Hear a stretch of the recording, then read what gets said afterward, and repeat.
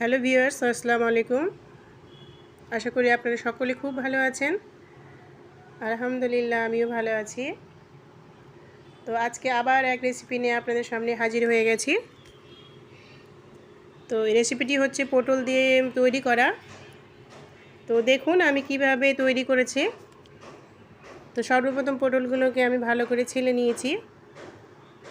ছেলার সময় একটু ফাঁকা ফাঁকা রেখে, একটু চোকা রেখে আবার ছিলে, এই ধরনের। আর আমি কিন্তু নাইফ দিয়ে অত ভালো করে ছিলতে পারি না, তাই আমি বটিতেই ছিলে নিয়েছি। আপনারা দেখলে বুঝতে পারবেন আমি কীভাবে ছিলছি। এবার ভালো করে ধুয়ে নিয়ে আমি তুলে নিলাম। একটা প্যানে সরষের তেল দিলাম, সরষের তেল দিয়ে পটল আর দুটো আলু দিয়েছি আমি, একটু হলুদ আর লবণ দিয়ে হালকা করে ভেজে নেব। মোটামুটি 80% মতো আমি ভেজে নেব, খুব হালকা আছে। ঢাকা দিয়ে রাখলে খুব সহজেই তাড়াতাড়ি সেদ্ধ হয়ে যাবে এবং ভাজাও হয়ে যাবে। রেসিপিটা খেতে এত টেস্টি, এত ভালো, আপনাদের বলে বোঝাতে পারবো না, এত টেস্টফুল একটা রেসিপি। সর্বপ্রথম কড়াই আবার তেল দিয়ে দুটো এলাচ, ডালচিনি, তেজপাতা, একটু গোটা জিরা দিয়ে ফোড়ন দিয়েছি। তারপর ওগুলোকে নেড়ে তারপরে দিয়ে দিয়েছি পেঁয়াজ কুচি। পেঁয়াজগুলিকে খুব ছোট ছোট করে কেটে নেবেন। পেঁয়াজগুলোকে ভালো করে নেড়ে একটু দিয়ে দিয়েছি আদা রসুন বাটা। পেঁয়াজগুলো হালকা একটু লালচে হয়ে আসবে, খুব লাল না। যে একটু আদা রসুন বাটা দিয়ে দিলাম, নেড়ে একটু ভালো করে নাড়ব। একটু আমি জল দিয়ে দিলাম, কারণ একটু গুঁড়ো মশলা দেব। গুঁড়ো মশলা দেওয়ার আগে একটু জল দিয়ে দিলাম, যাতে করে মশলাগুলো পুড়ে না যায়। আমি এখানে হলদি গুঁড়ো দিলাম, ধনিয়া গুঁড়ো, জিরে গুঁড়ো, লবণ আর দিয়েছি লঙ্কার গুঁড়ো।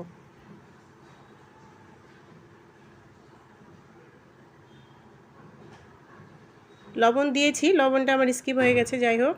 ওগুলোকে ভালো করে নেড়ে মশলাটা থেকে তেল ছোটার পর আমি দিয়ে দিয়েছি টমেটো কুচি।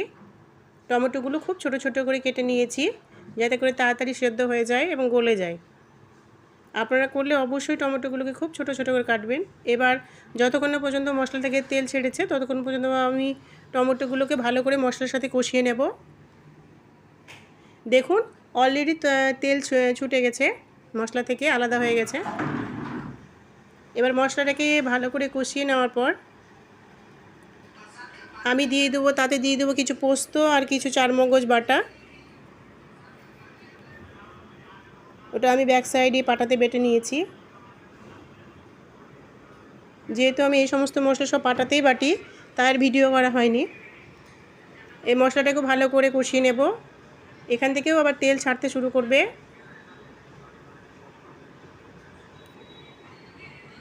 আপনারা মশলা ভালো করে কষাবেন, কারণ সবজির বা যে কোনো জিনিসের আসল টেস্ট আসে মশলার উপর। মশলা ভালো করে কষানো হলে পরেই ওই তরকারিটার টেস্ট ভালো আসে। এবার দিয়ে দেবো পটল আর আলুগুলো, যেগুলো ভেজে রেখেছিলাম সেগুলো দিয়ে আবার ভালো করে নেড়ে নেব। এবার আলু আর পটলটাকে মশলার সাথে ভালো করে কিছুক্ষণ ধরে একটু কষিয়ে নেব। আপনারা এই ধরনের রেসিপি অবশ্যই বাড়িতে বানাবেন।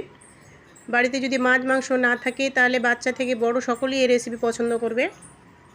আপনাদের যদি চোখ বন্ধ করে খেতে দেওয়া হয় তাহলে আপনারা বুঝতেই পারবেন না যে এটা সবজি খাচ্ছি, ভাববেন যে আমরা মাছ তো না, ভাববেন যে মাংস খাচ্ছি। একদম মাংসের মতো একটা ফ্লেভার আসছে।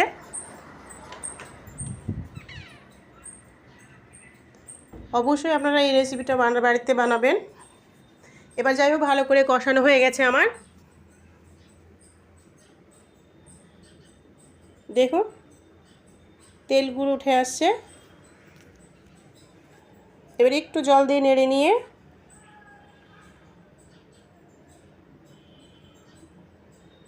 এই পর্যায়ে একটা আলাদা করে একটা গন্ধ সেন্ট আসবে তরকারি থেকে বা মশলা থেকে।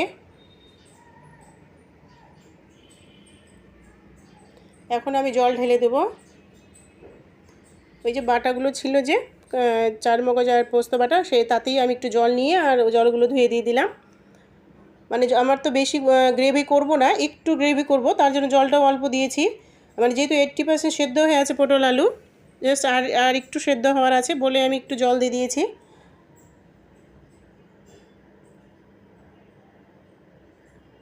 দিয়ে এবার একটু ঢাকনা দিয়ে রেখে দেবো কিছুক্ষণের জন্য। এরপর যে একটু চিনি দিয়ে দিচ্ছি, কারণ আমি সবজিতে চিনি খাই। আপনারা চাইলে দিতে পারেন, না হলে স্কিপ করে যেতে পারেন, কিন্তু চিনি দিলে যে কোনো সবজি খেতে খুব ভালো লাগে। আপনারাও চিনি খেয়ে দেখবেন, যে কোনো সবজিতে দেখবেন ভালো একটা ব্যালেন্স আসবে, তরকারিতে টেস্টও আসবে। এবার ঢাকনা দিয়ে দেব। 5-6 মিনিট পর খুলে আবার দেখব। হালকা আঁচই আছে, মানে মিডিয়াম আছে, যাতে করে সবজিগুলো সেদ্ধ হয়ে যায়। গ্রেভিটা আমি আরও কমাবো বলে আরও আঁচে রেখেছি, এই যে কমে এসেছে। আর একটু কমাবো, যখন দেখব একটু হালকা করে তেল ছেড়ে আসছে তখন ভাববো যে রেসিপিটা হয়ে গেছে।